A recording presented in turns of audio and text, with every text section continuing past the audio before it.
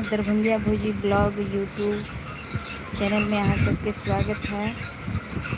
तो जतेक हमर दीदी माय बहन सब हमर वीडियो देखे छी उनका सबके बीच अखन कुछ दिन से हमर वीडियो नहीं जाया, जे कि अखन किछ दिन से हमर तबियत खराब है, जे के कारण हम वीडियो ज़्यादातर नहीं बना पावे छी और स्वास्थ्य हमर ठीक नहीं है।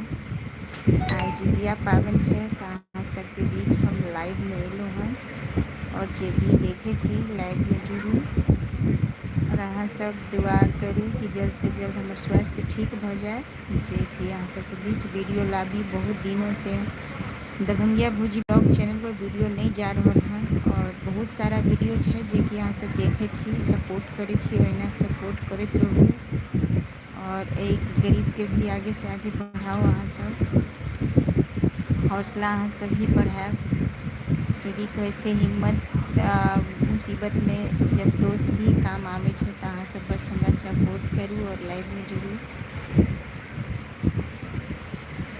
एखन हम घर पर ही छी और देखे छी कि बिस्तर पर हम लेटल छी। बहुत दिनों से हमर तबियत छै खराब, जे कि फेसबुक के जरिए अहाँ सब देखैत हैब और वीडियो में एखन नहीं शूट कऽ पाबै छी। माता रानी से दुआ करू, अर्जी करू कि जल्द से जल्द हम स्वस्थ हो जाए और अहाँ सबके बीच फिर से बढ़िया बढ़िया वीडियो, बढ़िया बढ़िया गीत लाबी मैथिली में, अपन मैथिली भाषा में।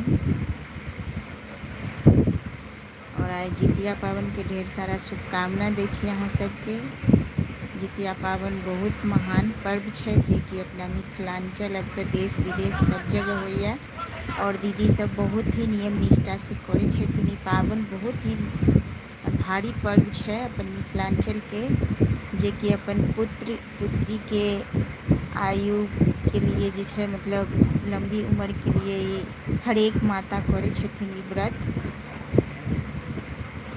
आइ जितिया पावन है और कतेक दीदी सब हथिन जे कि बिस्तरे पर लेटल हथिन, कियाकि आइ जे छै ई पर्व बहुत नियम निष्ठा से कयल जाइ छै। और लाइव में हम अहाँ सबके बीच जुड़ली हन।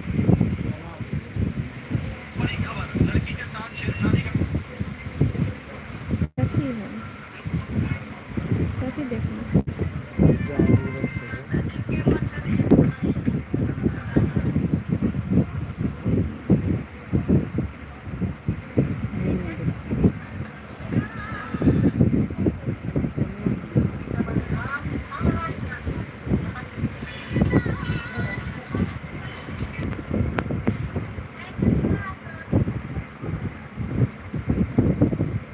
बहुत ही एखन हम,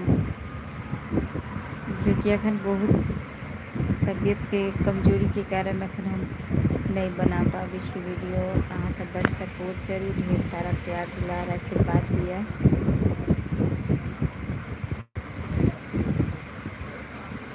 और दरभंगिया भौजी और हमरा बीना श्री के नाम से जे कि अहाँ सब जाने छी, दरभंगिया भौजी न्यूज चैनल है हमार, ओहि चैनल पर बहुत ही प्यारा प्यारा वीडियो है और अहाँ सब देखली हन, सपोर्ट भी केली हन।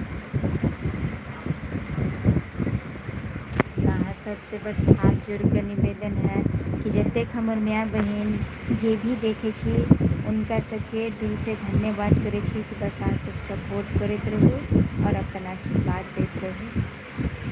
दुख सुख के जीवन में आबैत जाइत रहे छै, बस अहाँ सब दुआ करू कि जल्द से जल्द हम स्वस्थ हो जाए और फिर से अहाँ सबके बीच हम बहुत ही बढ़िया बढ़िया वीडियो लाबी।